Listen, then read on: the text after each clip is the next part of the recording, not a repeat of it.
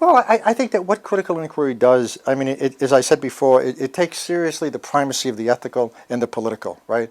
It's the kind of work that is not only self-reflective about its own presuppositions, how it does, what it does, and under what circumstances, but it's utterly concerned about the consequences of what it does. I mean, so that when inquiry becomes critical, think about what that means. It means that it becomes critical in ways that suggest that the very nature of what we do should be scrutinized, always under question. But secondly, it raises questions about the object of that inquiry.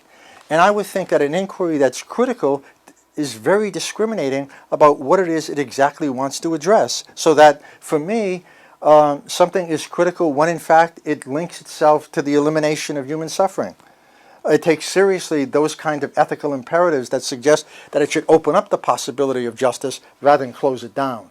That it should open up the possibility of allowing people to live in a world with dignity rather than close those parameters down. So critical inquiry is, in a sense, it does a number of things. One, it's self-critical.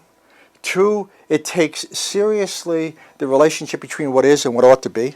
It's based on a language of not only critique, but a language of possibility. Thirdly, it says that authority should always be accountable, that power should be accountable, that central to any notion of inquiry is the notion of power in politics, and that power should be accountable.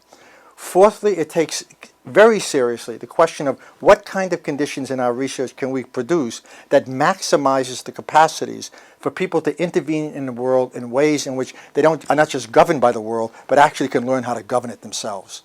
In other words, how do we maximize the possibility for human agency individually and collectively? And finally, there is the most important question of all. What does it mean to recognize that the question of research and the question of education and the question of critical inquiry, to become meaningful, cannot simply narrate itself in ways that suggests it's interviewing itself? I mean, what does it mean to become worldly? How do we emphasize its public connections in ways that take seriously the question of dignity, social justice, and the elimination of human suffering?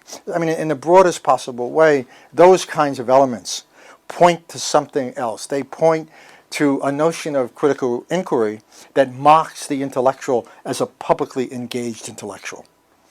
That mocks the institutions in which he or she work as institutions that always should be under scrutiny, that mocks a space that is never restricted to the university, but always suggests that it's something that has to act as a translating device between the university and the larger world. I mean, critical inquiry has to, in a sense, take seriously its possibilities for translation, for linking the private to the public, or as Zygmunt Bauman has said endlessly in his work, for allowing us to understand how private considerations are basically linked to public issues, and how public issues bear an impact on individual issues. I mean, this is an absolutely crucial issue, it seems to me, at a time when the social is under attack everywhere. When the social state is under attack, when any notion of compassion is under attack, when all forms of social solidarity that matter, that can't be measured simply in profit or financial terms, are viewed disparagingly as a dependency of some sort, where weakness is now relegated to a notion of scorn, where everybody's on the island, you know. And when you live in a world in which social Darwinism becomes the primary motif for how individuals should relate to each other, it seems to me that the question of social inquiry, which always emerges, by the way, in particular social formations and context, has to take seriously what it means to address that. Social inquiry is not a method. Social inquiry is always the outcome of particular struggles.